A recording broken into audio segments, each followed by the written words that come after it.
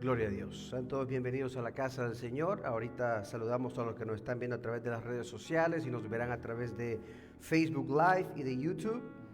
Vamos a estar en este día meditando en la palabra. Vayamos al libro de Miqueas, capítulo 5, versículo 1 y 2. Miqueas, capítulo 5, versículo del 1 al 2. Estos son libros de los profetas menores que cuesta encontrarlos, ¿verdad? Es más fácil ir hasta al principio de la Biblia, buscar en el índice. Ahí está a la par un número de página y así uno lo puede encontrar rápidamente. Miqueas capítulo 5, versículo 1 y 2. Cuando lo tenemos me confirma con un fuerte amén. Bien. Leemos la bendita palabra como está escrita, honrando al Padre, al Hijo y al Espíritu Santo. Tiene un subtítulo que dice: el reinado del libertador desde Belén. Rodéate ahora de muros, hija de guerreros, nos han sitiado. Con vara herirán en la mejilla al juez de Israel. Verso 2, pero tú, Belén Éfrata, pequeña para estar entre las familias de Judá, de ti me saldrá el que será Señor en Israel, y sus salidas son desde el principio, desde los días de la eternidad. Oremos. Padre, te damos gracias en esta hora por tu palabra. Yo te pido, poderoso Dios, que seas tú glorificándote, que podamos en este día aprender de tu palabra. Te pido, Dios eterno, que me des sabiduría, entendimiento, Padre Santo, para poder fluir en tu palabra y que podamos ser ministrados por tu palabra que es viva y eficaz, Padre Santo, en el nombre poderoso de Jesús. Amén. Puede tomar su lugar. Dentro de la teología hay una rama muy interesante que se llama apologética, que pertenece más al área evangelística, ¿verdad? En los tiempos de antes se predicaba el evangelio y la gente se convencía más rápido. Pero ahora vivimos en una sociedad que demanda respuestas a preguntas, demanda un diálogo, y es por lo cual que la apologética se ha hecho bastante popular. Apologética es la defensa de la fe con un uso de razonamiento. Y hay un término que se llama silogismo. Silogismo es una forma de razonamiento lógico que consta de tres partes. Cuando uno va a presentar un argumento o defender un argumento, utiliza un silogismo y consta de tres partes. La primera se le llama premisa mayor, lo cual es una afirmación general. La segunda es la premisa menor, que es una afirmación, que es ya una afirmación, pero en un caso particular. Y en tercer lugar está lo que se le llama como la conclusión, que es el resultado de ese razonamiento. Aplicándole esto, dando un ejemplo práctico, utilizando la vida de la pastora Fiorella, la premisa mayor sería que alguien que hable español perfecto, alguien que en su casa tenga decoraciones alucientes a El Salvador, alguien que sepa cocinar comida hispana, alguien que sus hijos digan que son salvadoreños, y alguien que tenga fotografías del Salvador. Esa es la premisa mayor en general. La premisa menor sería, en particular, que la pastora Fiorella cumple con todas estas cosas, y la conclusión lógica sería que la pastora Fiorella es hispana, porque habla español, sabe el caliche salvadoreño o el lenguaje popular salvadoreño. Yo le digo, pásame una gina, ella me entiende. Ella ha estado en El Salvador, ella habla español bien. Si usted le pregunta a los niños, ¿ustedes de dónde son? De El Salvador. Pero este silogismo es falso, porque aunque ella cumple con los requisitos, cuando le aplicamos la parte investigativa, ella no es salvadoreña, sino que es italiana. Entonces, los argumentos que la gente presenta se tienen que pasar por un filtro investigativo para escudriñar en la historia para ver si la conclusión la que se da es verdadera o es falsa. Por ejemplo, hoy en día nosotros como pastores nos toca lidiar con temas como esto. Hoy en día las redes sociales están borbandeándose entre cristianos, que la Navidad es del diablo, que el arbolito es del diablo. ¿Por qué? Porque se acerca el mes de diciembre. Entonces, utilizando un silogismo sería, la premisa mayor sería que todo lo que tiene origen pagano debe de ser, todo lo que tiene un origen pagano no debe ser practicado por cristianos en general. Ya en particular, la Navidad tiene origen pagano y la conclusión de muchos es que por tanto los cristianos no pueden celebrar Navidad. Pero cuando pasamos este silogismo por la historia, porque a veces nosotros en la iglesia evangélica tenemos un problema y el problema es que no nos gusta estudiar. Nosotros venimos repitiendo las cosas que nos han enseñado y no nos gusta hacer teología. No nos gusta investigar para ver si realmente lo que nos han dicho es verdad o es mentira. Cuando pasamos por la historia, hay una frase que es popular, que la frase literalmente dice: la Navidad es pagana. Yo tengo muchos familiares, tengo muchos amigos cristianos que dicen así literal, la Navidad es pagana. Pero cuando estudiamos, por ejemplo, el significado de la palabra Navidad, viene de una palabra en latín.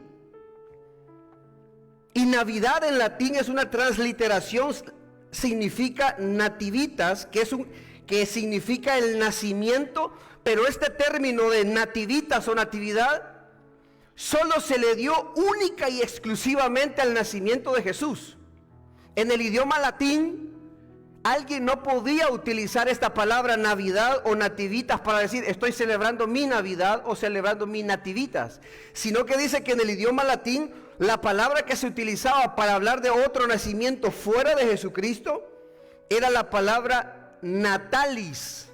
Entonces, para hablar del nacimiento único de Jesús o la encarnación era nativitas o Navidad, pero para hablar acerca del nacimiento común de alguien era la palabra natalis. Entonces, cuando alguien dice esta palabra, tal vez desde su falta de conocimiento, la Navidad es pagana, está diciendo el nacimiento de Jesucristo es pagano. Y ese es un error garrafal porque puede ser acusado hasta de blasfemia. ¿Por qué? Dice que esta frase, la Navidad es pagana, literal, la utilizaban los paganos de esos tiempos que querían eliminar el cristianismo. Y ellos decían literalmente, el nacimiento de Jesús es falso. Yo estoy leyendo un libro que se llama Pulverizando mitos, a donde se habla de Tamuz, de Mitra, del sol. La información que el mundo cristiano tiene es que el cristianismo le copió al paganismo, pero cuando uno va a la historia, uno se da cuenta que es al revés. El paganismo le copió al cristianismo. Otros que estudian un poco más saben que esa frase está equivocada, pero el problema está con la fecha, que es el 25 de diciembre, porque tiene un origen pagano. Y el argumento es que esa fecha se celebraba a los dioses romanos como el Sol Invictus o la Saturnalia, y el catolicismo romano vio que ellos celebraban esa fiesta pagana el 25 de diciembre, dijo no, a esa fiesta pagana la vamos a cristianizar y le vamos a poner que ahí nació Jesucristo. Yo creí eso por muchos años, porque nunca me había interesado en estudiar. Y en parte, oigan lo que le voy a decir, tiene una parte de verdad este argumento, porque dice que en el año 274 después de Cristo, el emperador romano Aureliano estableció que el 25 de diciembre, como en latín el Dies Natalis Solis Invicti, que significa el nacimiento del sol invicto, y Aureliano dijo que el 25 de diciembre se iba a celebrar el culto al sol. Esto de adorar las constelaciones, el sol, la luna, las estrellas, viene desde tiempos bíblicos antiguos. Entonces muchos ahí dicen, ahí está, como en este año 274 ya se celebraba eso, el cristianismo lo cristianizó.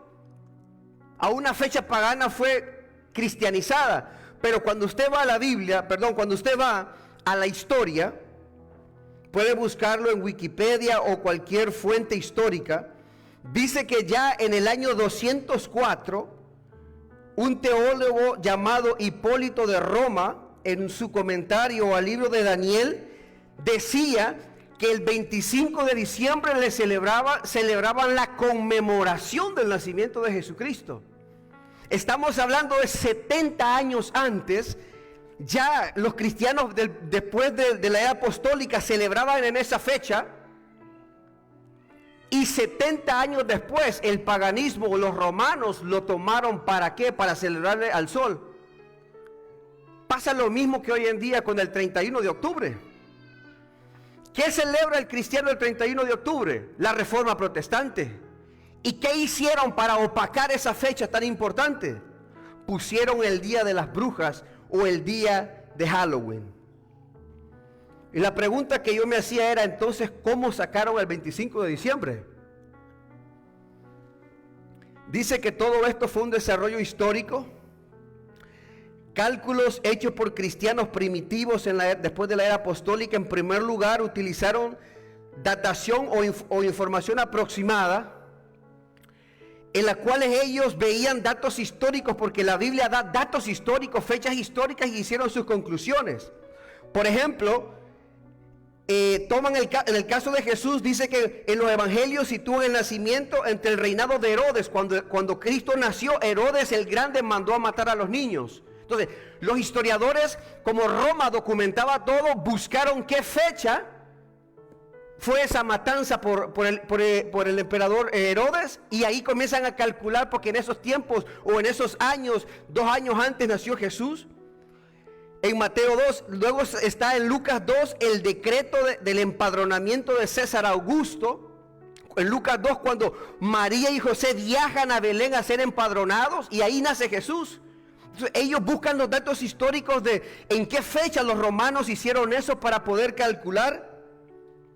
Hay otra fuente, por ejemplo, en Lucas 3:23 dice que Jesús al comenzar su ministerio tenía como 30 años. Y de ahí comienzan históricamente ellos a ubicar a dónde pasó. Al final de todo, la conclusión es simple. Son fechas especulativas, pero no fue una fecha que fue inventada así por así, ni copiada al paganismo. Este cálculo especulativo, con nosotros como cristianos tenemos que recordar una cosa, que uno no celebra la fecha. Otro argumento es que en invierno las ovejas no podían estar afuera. Pero yo buscaba y decía yo, pero ¿cómo vamos a estar seguros de que justamente en ese invierno en Belén había nieve o estaba muy frío? Cuando en Estados Unidos han habido años que en invierno está haciendo calor y en otros años cambia. Pero no sabemos. Nosotros celebramos que un día en la vida Cristo nació. Mire que nuestro calendario, que es pagano, por cierto, romano, gregoriano, celebra fechas enfocadas en el hombre. Nuestro cumpleaños, el día del padre, el día de la madre, el día del niño, el día de los pastores, el día de la independencia, fechas que son paganas como el 31 de octubre, fechas que son de otras religiones, Hanukkah o Hanukkah, celebran, hay una fecha que ahorita se me fue de la mente, creo que es el 30 de junio, que se celebra el aniversario de la primera fiesta, de la primera iglesia pagana de Anton LaVey. Y la gente no se queja porque se celebren fechas a esa gente, pero sí a veces ponen pretextos porque hay una fecha que se escogió para celebrar el nacimiento de Jesús. Muchos dicen, la Biblia no manda a celebrar el nacimiento, pero tampoco lo prohíbe. Tampoco dice la Biblia que hay que celebrar cumpleaños, aniversarios y años nuevos. O los problemas de otros, como el mío era el árbol. Porque a mí me habían dicho, yo había escuchado de que el árbol los paganos lo ponían para cuando ellos querían entregarle su sacrificio a sus dioses, se quitaban sus testículos, disculpe la palabra, y se los guindaban en un árbol. Y yo decía, cada esfera de cada árbol simboliza eso. Pero si alguien pone un árbol de Navidad y piensa en eso, en las esferas, pues que se arrepienta. Yo creo que nadie lo hace pensando en eso. En cambio, estudiando, dice que veía cómo comenzó la tradición del árbol y comenzó de la siguiente manera. Dice que fue según Wikipedia, la enciclopedia de Wikipedia libre, dice que fue una costumbre que se desarrolló en Europa Central, especialmente en Alemania, por cristianos protestantes. Porque ellos vieron el árbol del pino y tiene una forma triangular y dijeron, el triángulo simboliza la Trinidad. Dijeron, el pino tiene una característica que resiste todo tipo de temperaturas. Los árboles no se le caen las hojas para el invierno. Y fueron ellos que comenzaron a poner, dice que le ponían velas para adornarlas, para poder hacerlo algo bonito, que se viera bien. Le ponían, dice, manzanas, rosas de colores, pero de papel, dulces. Lo adornaban con velas porque no había luz eléctrica ni lucecitas eléctricas. Y me llama la atención porque ellos lo ponían pensando en que las luces simbolizaban que Jesucristo era la luz del mundo. Ellos ponían la estrella simbolizando aquella estrella que guió a los magos que le dicen algunos, pero equivocadamente se dice los sabios del oriente. El pesebre simboliza el nacimiento de Jesús, una forma de representarlo. No es una forma de idolatría. Es idolatría cuando usted se arrodilla y le rinde culto a algo. Porque si eso fuera idolatría, entonces cuando hacemos drama representando a Jesús o algo bíblico, estaríamos haciendo lo mismo. Todo está, mis amados hermanos, en qué sentido yo le doy a las cosas. Yo puedo agarrar una candela de estas para decoración, o de las que ponemos en casa para que dé olor.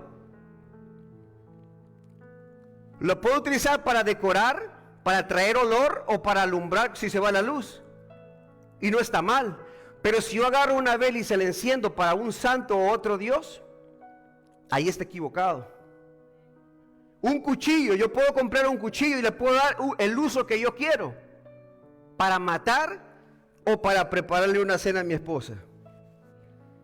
El mundo secular celebra Navidad, para ellos son cohetes, comida, alcohol, baile. Pero espero que nosotros los cristianos, los que lo celebramos, los que no, pues cada quien es libre de hacer lo que le sepa mejor. Pero nosotros es convivir en familia, pasarla bien y hablar de nuestros hijos. Nuestros hijos saben que Santa Claus es un invento, que Santa Claus no es quien trae regalos, sino son sus papás. Y un día fueron a decirle a sus compañeros de la escuela y mis hijos hicieron llorar a los niños. Yo le digo, déjalos, ellos son libres de creer lo que quieran. La pastora, nosotros le leemos historias de cómo se dio el nacimiento, porque hermanos, sin nacimiento no hay muerte ni resurrección. El nacimiento de Jesús, cuando usted lo ve a través de la Biblia, no fue algo oculto, que Jesucristo un día apareció por la calle y adulto. Las huestes del cielo glorificaron a Dios, e incluso dice que después los sabios del oriente viajaron y le adoraron a Jesús siendo niño. El contexto de Miqueas, como le digo, como pastores es nuestro deber hablar de esto, pero uno nunca puede imponerle nada a nadie. Cada quien tiene sus propias convicciones. Hay gente cristiana que no celebra cumpleaños porque ellos mismos dicen que las decoraciones son paganas, las luces son paganas, los árboles son paganos. Por eso ellos no decoran árboles, no tienen plantas en su casa. Ellos no ponen luces, no celebran cumpleaños porque ahí está la lucecita. Ahora, un cristiano que diga que eso es pagano, no pudiera entonces decorar su casa con una planta o algo bonito o una candela o una luz o una velita en su cumpleaños, porque sería pagano. Por eso es que necesitamos razonar a través de la historia y conocer de dónde vinieron las cosas. Dice que Miqueas profetizó aproximadamente 700 años antes de que Jesús naciera. Leamos el versículo 1 de Miqueas 5:1, dice: rodéate ahora de muros, hija de guerreros, nos han sitiado. Con vara herirán en la mejilla al juez de Israel. Aquí el profeta Miqueas le está hablando a Judá y le va a dar dos noticias. Le está diciendo: Judá, rodéate de muros, o sea, levanta fortalezas, porque viene un ataque, un asedio contra ti. Y le recuerda, le dice, hija de guerreros, porque dice que la mayoría de buenos guerreros venían de la tribu de Judá, de la cual era el rey David. Y le da la mala noticia, y esa mala noticia es: nos han sitiado, profetizando el asedio de Judá. O sea, nos han rodeado. Y aparte de esa mala noticia, le dicen que con vara herirán en la mejilla al juez de Israel. O sea, le están diciendo: ustedes que son guerreros, que tienen su confianza en su propia fuerza militar, levanten fortaleza porque nos han rodeado, el enemigo nos ha sitiado. Y tal vez ustedes ponen su confianza en su juez o en su rey, que él los va a ayudar, pero ¿saben qué? A él lo van a herir en su mejilla también. Pero ya en el versículo 2 le da una promesa mesiánica. Y le dice: pero tú, Belén Éfrata, pequeña para estar entre las familias de Judá, de ti me saldrá el que será Señor en Israel, y sus salidas son desde el principio de los días de la eternidad. Aquí ve el contraste. Miqueas le está diciendo que vienen a sitiarlos, pero que Jerusalén va a ser sitiada, que el gobernante va a ser herido. Pero en el versículo 2 les dice: pero va a nacer en esta misma ciudad que va a ser sitiada otro gobernador diferente. Un gobernador que tiene una naturaleza divina, porque sus salidas son desde el principio, desde los días de la eternidad. Le especifica Miqueas para decirles: Israel, yo te voy a dar otro gobernador que reine Israel, pero no va a ser uno militar como tú crees, sino que va a ser alguien con naturaleza divina, hablando del Mesías. ¿Y por qué Miqueas dice esto? Porque Israel hasta el día de hoy han estado esperando a un Mesías terrenal que destruya a todos sus enemigos. Y el Mesías ya vino con un enfoque espiritual, pero no lo vieron. ¿Cuál es el principio que aprendemos de acá?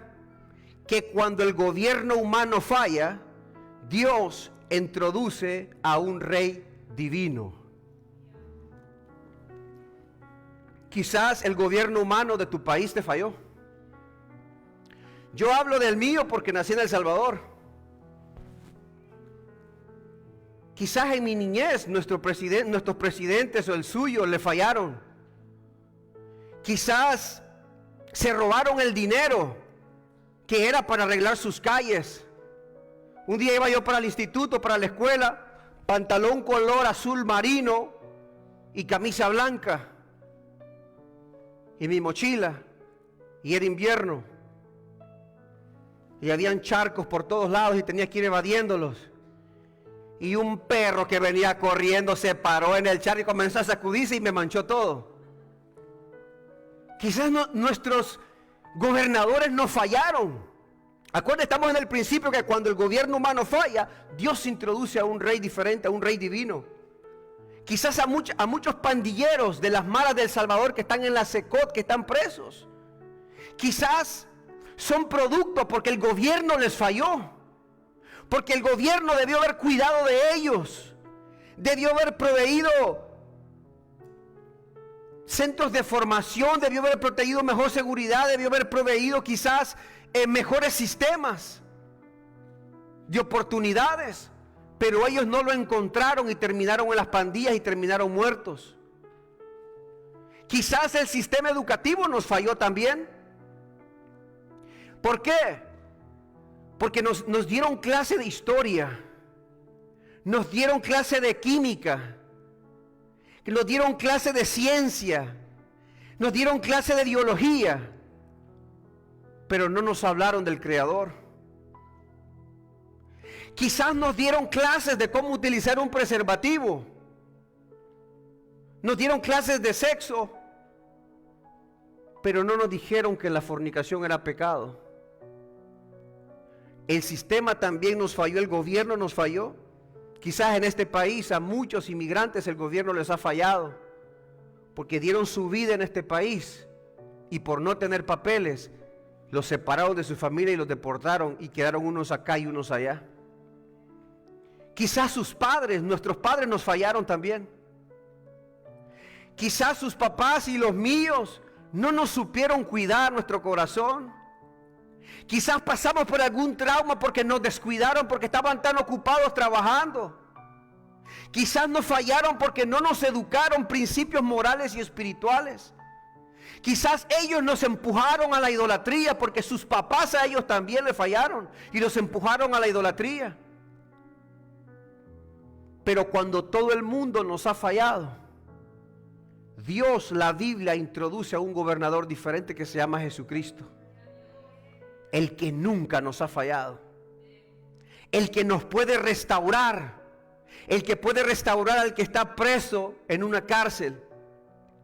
El que puede restaurar a alguien que tiene un trauma en su corazón.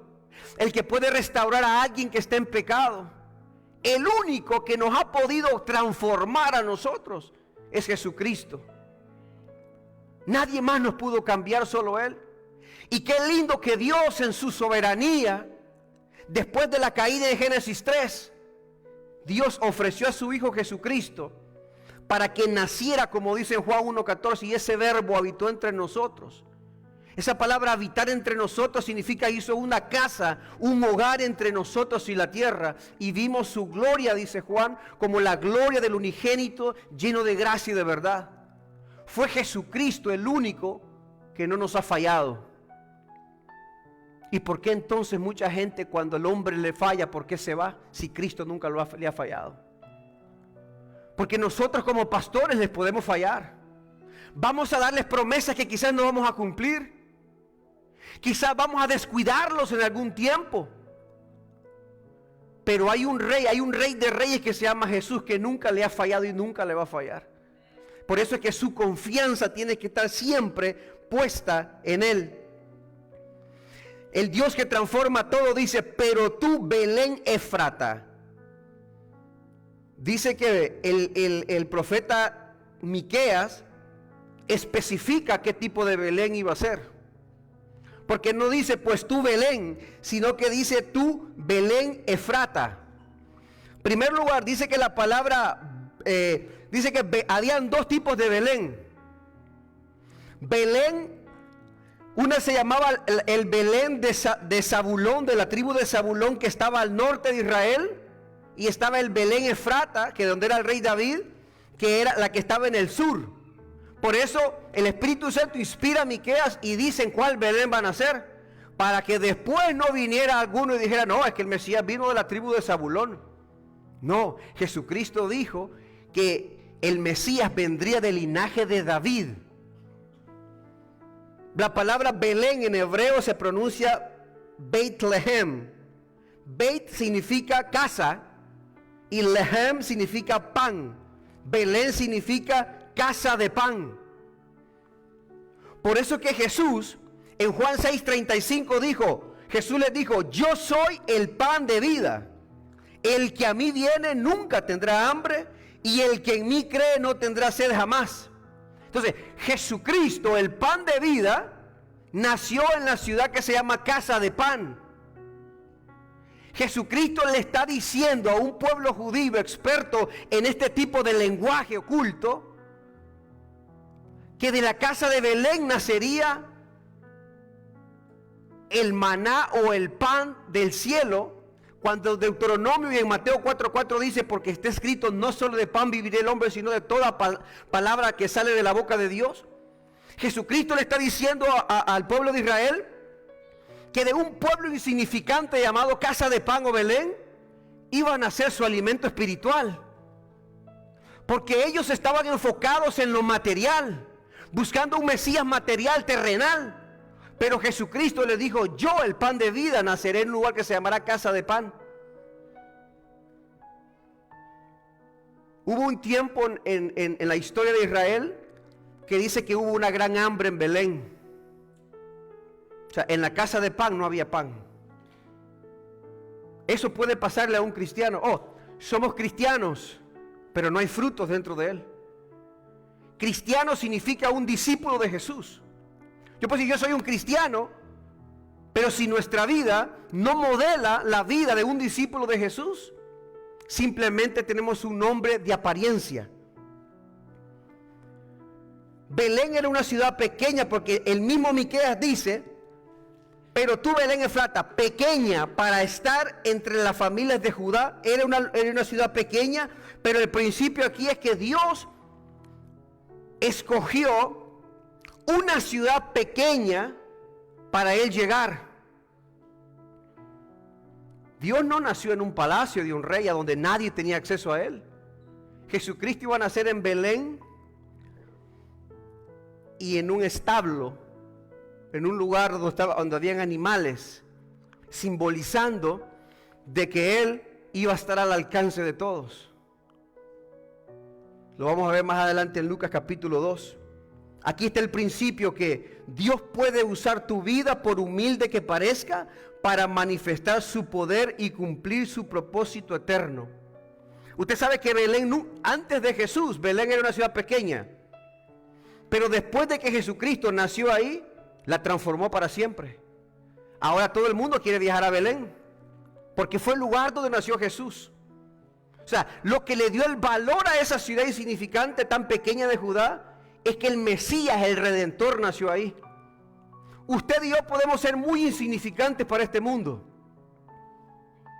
pero el hecho de que el Espíritu Santo more dentro de usted y de mí, el hecho de que seamos llamados hijos de Dios, el hecho de que seamos discípulos de Jesucristo, el hecho de que creamos la Biblia como la palabra de Dios, nos hará ser grandes y valiosos para el reino de Dios. Hay tanta gente que viene al Evangelio destrozada, hecho pedazos del mundo. Hay muchos que se quisieron quitar la vida, se intentaron suicidar muchas veces. Hay unos que sus papás los intentaron abortar y no se pudo. Y toda esta gente crece en un contexto de rechazo. Imagínense los niños que fueron adoptados por una familia homosexual o lesbiana. Imagínense los niños que nacen de sus padres que son ateos. Nacen enfocados hacia una dirección, al infierno.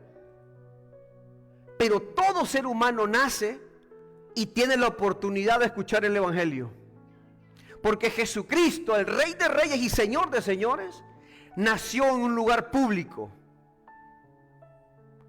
Aunque cuando ellos llegaron a buscar posada, dice Lucas que no había lugar para ellos en el mesón o en las casas que eran como hoteles. Fueron rechazados.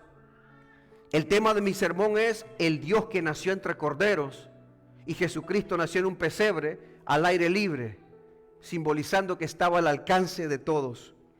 Veamos este principio de que Dios puede utilizar nuestra vida para manifestar su poder. Está en 1 Corintios capítulo 1, versos 27 y 28. 1 Corintios capítulo 1, versos 27 y 28.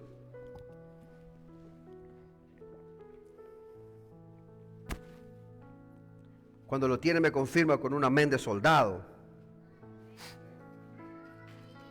1 Corintios capítulo 1, versos 27 y 28.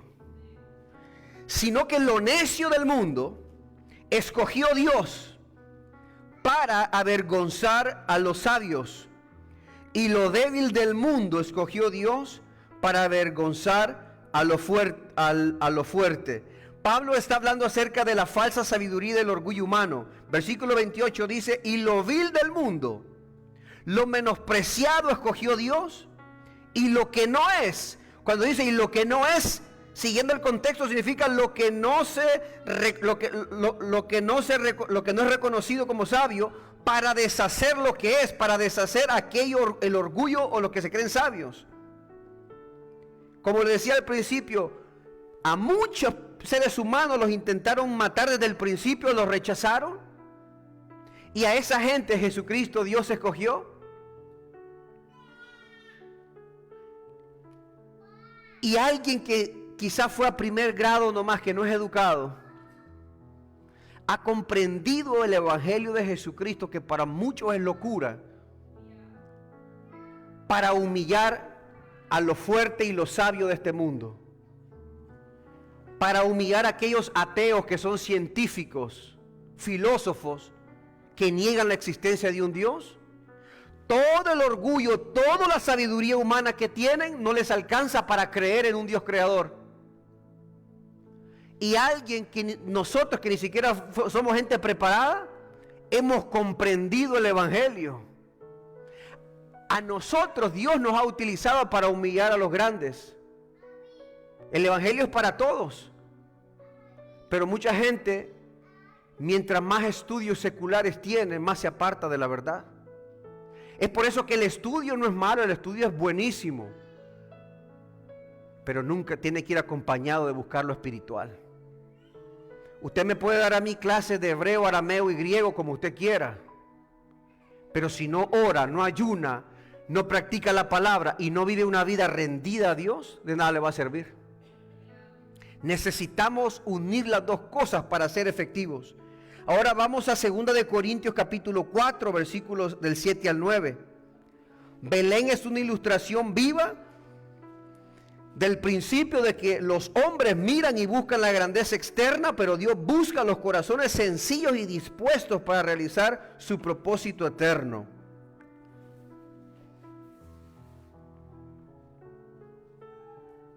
Segunda de Corintios capítulo 4, versículos 7 al 9 dice: pero tenemos este tesoro, hablando del Evangelio, en vasos de barro, que somos nosotros, para que la excelencia del poder sea de Dios y no de nosotros. Versículo 8. Que estamos atribulados en todo, mas no angustiados. En apuros, mas no desesperados. Perseguidos, mas no desamparados. Derribados, pero no destruidos. Para entender el versículo 8 necesitamos unirlo al versículo 7. Porque dice que este tesoro del Evangelio que está dentro de nosotros está en vasos de barro, simbolizando que nosotros, como seres humanos portadores del Evangelio, somos frágiles y sensibles. ¿Usted sabe cuánta gente que ha estado en un nivel alto ministerialmente se han hecho pedazos porque no les gustó que su pastor les llamara la atención? Porque llegaron a un nivel que dijeron: no, a mí nadie me tiene que enseñar nada, yo ya lo sé todo. Y tal vez su pastor, para ayudarlo, le dijo: amigo, estás equivocado. Y eso los hizo caer y hacerse pedazos. Es por eso que nosotros nunca tenemos que echarnos la gloria de nada de lo que hacemos. Por más que Dios nos use, la excelencia de ese poder es de Dios. Nosotros solo somos vasos de barro. Por eso dice que estamos atribulados en todo. Entonces, si estamos atribulados en todo como vasos de barro, lo normal, lo terrenal es que nos asustemos y nos aflijamos y nos deprimamos y tomemos veneno para matarnos o nos suicidemos. ¿Por qué? Porque somos humanos. Pero ¿qué es lo que nos hace permanecer aún en la tribulación? La excelencia del poder de Dios que habita dentro de nosotros. Por eso dice: porque estamos atribulados en todo, pero como dice, mas no angustiados. Alguien que tiene su vida edificada en la roca que es Cristo, que se alimenta cada día de la palabra, que tiene una intimidad con Dios a través de la oración, que se santifica, que se guarda, aunque vengan los momentos de la tribulación, no se va a angustiar, porque ha creído en el Dios que lo llamó y el Dios que lo va a sustentar. Pero eso pasa cuando tenemos dentro de nosotros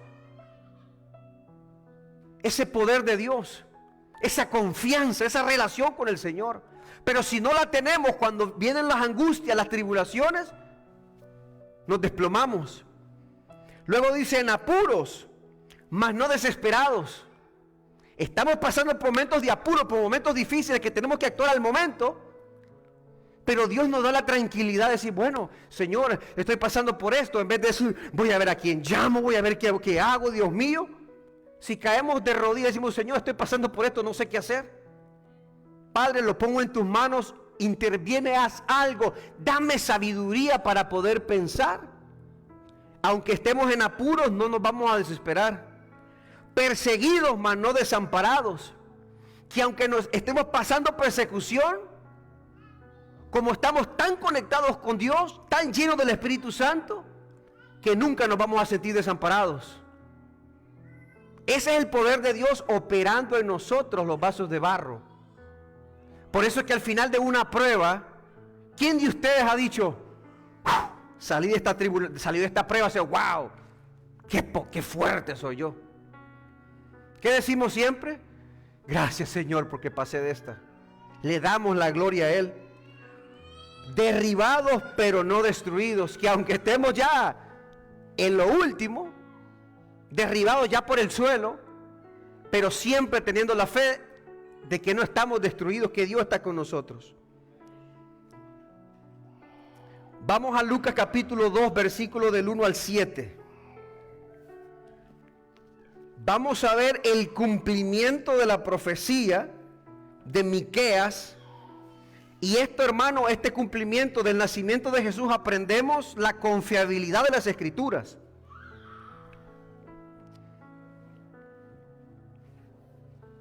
Lucas capítulo 2, del versículo 1 al 7. Lo leemos así rápido, después lo medio meditamos. Dice: aconteció en aquellos días que se promulgó un edicto de parte de Augusto César, que todo el mundo fuese empadronado. El primer censo se hizo siendo Cirineo gobernador de Siria. A esto me refiero cuando a veces muchos hacen esos cálculos para aproximarse a una fecha por datos como estos. E iban todos a ser empadronados, cada uno a su ciudad. Y José subió de Galilea, de la ciudad de Nazaret a Judea, a la ciudad de David, que se llama Belén. Por eso dice la ciudad de David, para simbolizar que es la Efrata, que se llama Belén, por cuanto era de la casa y la familia de David, para ser empadronados con María su mujer, desposada con él, la cual estaba encinta o embarazada, y estaba bien embarazada, porque dice el versículo 6, y aconteció que estando ellos ahí, se cumplieron los días del alumbramiento, y dio a luz a su hijo primogénito. Note que la palabra primogénito significa el primero de muchos. El nombre a Jesucristo se le dice el unigénito, porque solo es uno. Entonces, primogénito indicaría que era el primero de los hijos de María, porque hay muchos que creen que María nunca tuvo más hijos. Pero cuando dice primogénito significa el primero de muchos. Porque qué malo tiene para una madre tener hijos. Luego dice, y lo puso en pañales y lo acostó en un pesebre, porque no había lugar para ellos en el mesón. Cuando lo leemos rápido, no captamos lo profundo de esto. ¿Por qué? Miqueas profetiza aproximadamente de 700 años atrás. Ahora, la ubicación presente, ayúdeme. ¿En qué ciudad estaban José y María? No, ¿en qué ciudad estaban antes del edicto, del empadronamiento? Está en el versículo 4. Y José subió de Galilea, de la ciudad de Nazaret. Oiga este dato. Ellos vivían en Nazaret, que era un pueblo de Galilea. Dice que la distancia de Nazaret a Belén era de aproximadamente 120 a 135 kilómetros, dependiendo del camino que tomaban. Dice que el tiempo de viaje a pie o en burro, porque no habían carros, ni trenes, ni avión. Dice que si alguien caminaba entre 20 a 25 kilómetros al día, que serían casi 13 millas de distancia, tardaría aproximadamente entre 5 a 6 días desde Nazaret hasta Belén. En adición a esto, María estaba embarazada a punto de dar a luz.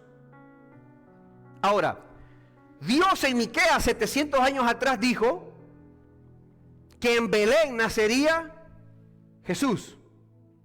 Pero en el tiempo presente de la profecía, José y María no vivían en Belén para que se cumpliera tan rápido.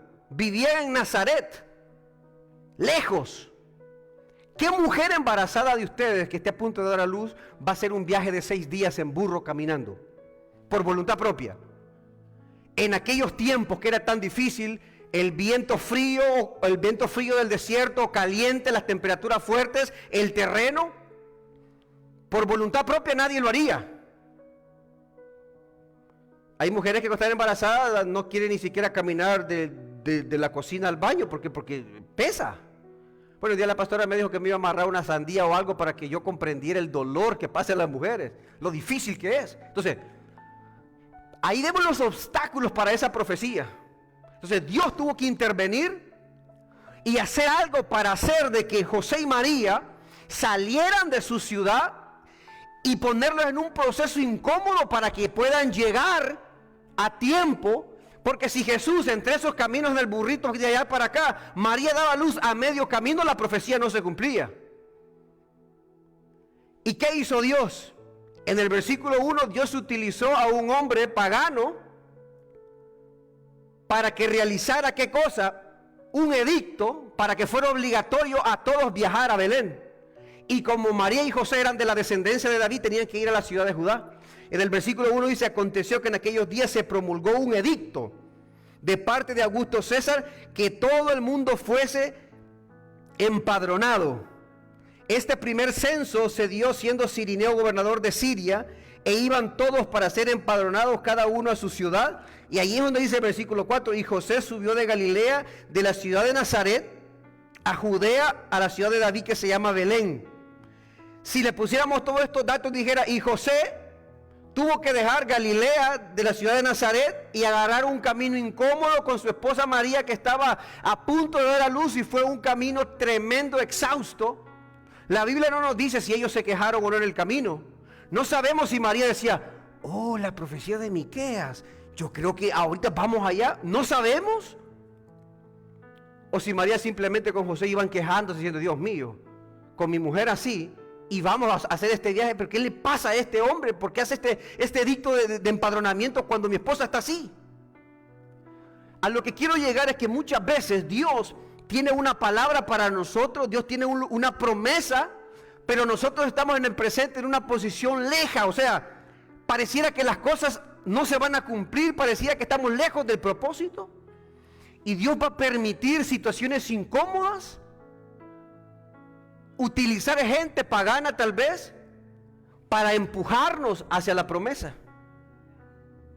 Quizás a usted lo van a despedir de su trabajo, porque Dios tiene un mejor trabajo para usted, y usted va a maltratar, tal vez no verbalmente, pero en su mente, a su patrón. Te he servido tantos años acá y ahora me vas a despedir. Pero no sabemos si es porque Dios tuvo que utilizar a esa persona para que te hiriera, te lastimara, te incomodara, para llevarte a un mejor trabajo. Quizás van a haber jóvenes que están con una muchacha, que están enamorados o viceversa, y dicen: esta es la mía o este es el mío.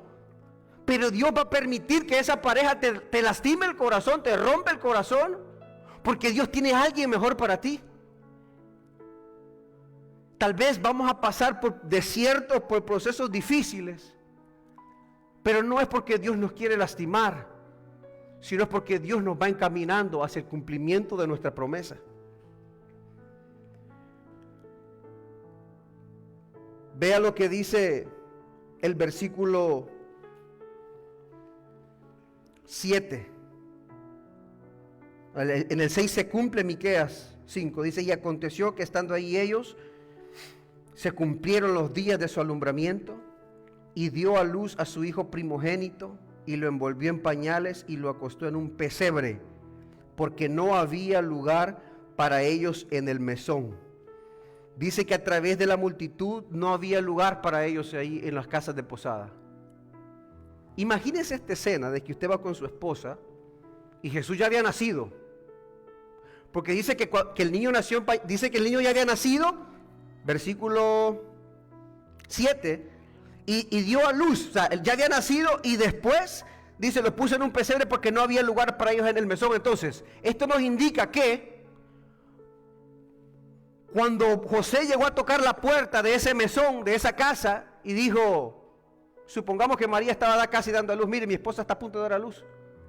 Los hombres que estaban ahí adentro, que habían ido a buscar posada para empadronarse, debieron de haber dicho, hey, pobrecita la muchacha embarazada, mire, métala, yo prefiero salirme, pero que esté aquí. Peor si ya tenía el bebé. Mire, pobrecita y el frío, no, métala acá. Pero dice que no, sino que fueron rechazados porque no había lugar para ellos en ese lugar, y lo acostó en un pesebre. O sea que Jesucristo, desde que nació sintiendo el rechazo. Ese mesón significa muchas veces el corazón de la gente que rechaza a Jesús. Ahora Jesús ya no es un bebé. Jesús es el Rey de Reyes y Señor de Señores. Pero Jesús, para poder compadecerse de nosotros, para poder hacer un sacrificio eterno, se metió al círculo del ser humano desde su nacimiento hacia su muerte. ¿Por qué? Note cómo en la Trinidad a Jehová el Padre, a Jehová se le llama el Padre y a Jesucristo se le llama el Hijo. Jesucristo vino a enseñarnos el camino de cómo alguien que es creación de Dios, cómo un hijo debe de seguir a su padre, cómo un hijo tiene que servir a Dios. Jesucristo hizo todo eso para darnos a nosotros el ejemplo. Por eso ese es el título del Hijo. Jesucristo nació. Lucas nos dice después que crecía el niño en conocimiento, estatura y sabiduría, gracias con Dios y gracias con los demás. Porque nosotros nacemos también físicamente, pero espiritualmente tenemos que crecer. Tenemos que crecer en conocimiento, en estatura, en gracia con Dios. O sea, en el mundo espiritual, en gracia con los demás, tenemos que crecer en el amor al prójimo. Jesucristo nos enseñó que iba a morir para enseñarnos que también nosotros vamos a morir. Ese bebé chiquitito que usted cargó en sus brazos, va a llegar un tiempo que va a estar en un ataúd, que lo va a enterrar, porque esa es la ley de la vida. Pero Jesucristo nos enseñó que después de la muerte hay esperanza para nosotros. Y eso es la resurrección. El pesebre, dice que el pesebre era un recipiente de madera o de piedra en donde se le ponía la comida para las ovejas o los corderos u otros animales. O sea, no era una cunita. Nosotros a nuestros hijos hoy no los vamos a poner en una piedra. Ya, antes de que nazca ya tenemos ya la cuna y decoramos todo bien bonito. Entonces Jesús nace, lo acuestan en un lugar que es el guacal, el recipiente donde le echaban la comida a los corderos. El Dios, nuestro Jesucristo, nuestro Rey de Reyes y Señor de Señores, nació rodeado de corderos, simbolizando que Él era el cordero que quita el pecado del mundo. Simbolizando que Jesucristo, dice que a los corderos para cuando eran sacrificados en el templo, cuando nacían, en esos pesebres le daban de comer y ahí los cuidaban, que no se lastimaran. Jesucristo naciendo y siendo puesto en un pesebre, es revelar el propósito por el cual venía, el cual era el plan de redención. Ahora veamos cómo después fue exaltado. Lo vemos para concluir en Mateo capítulo 2, versículo de 9 al 11.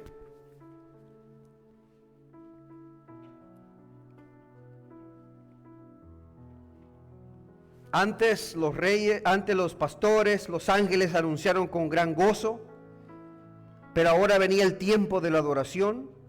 Mateo capítulo 2, versículo del 9 al 11, dice, ellos habiendo oído al rey se fueron, hablando de los sabios del oriente. En Mateo y en otras Biblias dice los magos del oriente. La palabra magos era la palabra magoi, que dice que se traduce como magos, los que hacían astrología, los que hacían hechicerías, pero dice que también magoi se les decía a los sabios, a los astrólogos y a aquellos que también, gente sabia, pero que temía a Dios, porque ellos venían del oriente donde estaba Babilonia. Daniel estuvo por esos rumbos cuando fue llevado al cautiverio. Entonces ellos ya conocían las profecías del nacimiento, por eso es que la estrella los guió. Entonces si ellos iban a buscar a Jesús para adorarlo, era porque ellos no eran magos de los que hacen magia, sino que eran eran sabios, gente que temía a Dios. Dice, ellos habiendo oído al rey, el rey Herodes, se fueron de ahí, y he aquí la estrella que había visto en el oriente, iba delante de ellos hasta que llegando se detuvo sobre donde estaba el niño. Y al ver la estrella se regocijaron con muy grande gozo. Verso 11. Y al entrar en la casa, vieron al niño con su madre María, y postrándose lo adoraron. Al ver a Jesús lo adoraron, y abriendo sus tesoros le ofrecieron presente oro, incienso y mirra. Algunos sacan esto de acá y celebran la fiesta de los 3 reyes magos, pero la Biblia nunca dice que eran 3. Podían haber sido un séquito, le llama un montón, pero llegaron ellos a ¿qué? A adorar a Jesús. Entonces nuestro Señor Jesucristo fue celebrado en su nacimiento, de niño fue adorado, después fue crucificado y al tercer día resucitó. Esto simboliza que nosotros necesitamos vivir una vida centrada en Jesús. Mi hermano, al igual que Jesucristo, nosotros somos llamados ovejas, porque Él es nuestro pastor. Simbolizando que así como las ovejas eran llevadas al matadero, nosotros vamos a sufrir también por la causa de Cristo. Nosotros los hijos de Dios vamos a sufrir por la causa de Cristo. Pero la recompensa que Él tiene preparada para nosotros es incomparable. Las cosas que Dios nos ofrece después de la muerte, nada de este mundo se iguala en valor. Pongámonos de pie. Nos despedimos de las redes sociales y nos veremos hasta la próxima. Padre amado, gracias porque Cristo se encargó